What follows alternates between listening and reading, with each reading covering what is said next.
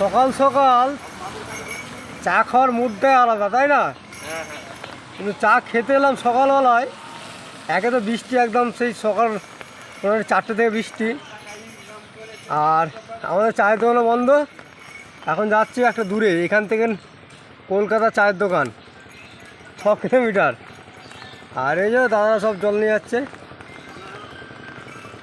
তো চলো দেখা যাক। আর কি বলবো, বর্ষার দিন বুঝতেই পারছো, এখন ওয়েদার খুব হাল খারাপ।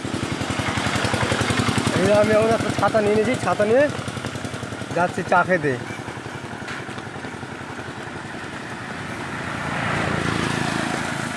কি বিস্কুট খাবা? কি বিস্কুট খাবা? একটা ভালো বিস্কুট দাদা, দা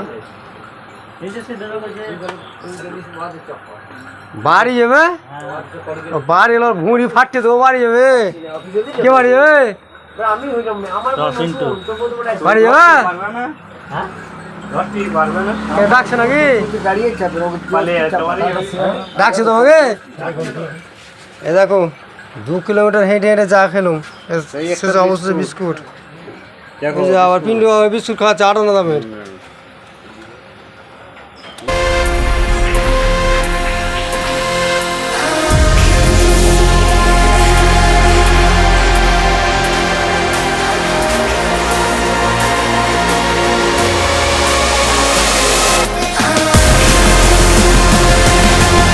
এই দেখো গাছ, বৃষ্টিতে ভিজে ভিজে শিবের মাথায় জল ঢালতে যাচ্ছে। দেখো আজ সকাল 4টে থেকে বৃষ্টি, বুঝলে? আজকে তো কাজের একবারে নাথা মরে গেছে, কাজ আর হবে না আজকে। তারপরে বৃষ্টিতে চায়ের দোকান, আমার ঘরের পাশে চায়ের দোকান, 2টো চায়ের দোকান একটাও খুলে রে। আমরা চা খেতে যাচ্ছি বালিগুড়ি হেঁটে হেঁটে, প্রায় 2 কিলোমিটার, ঠিক আছে? আর এই দেখো এখন এত জোরে বৃষ্টি হচ্ছে, ছাতা নিয়ে যাচ্ছে হেঁটে। কী করবো, চায়ের নেশাটা তো প্রচুর, ওই জন্য হেঁটে হেঁটে যাচ্ছে চা খেতে 2 কিলোমিটার। হিসাব করেছো? আর এই যে পিন্টু মিস্ত্রি আর শফিক মিস্ত্রি হেঁটে হেঁটে যাচ্ছে। দেখো কোথায় যাবেন গো? কোথায় যাবা? তো কই চায়ের দোকান বন্ধ যে? হ্যাঁ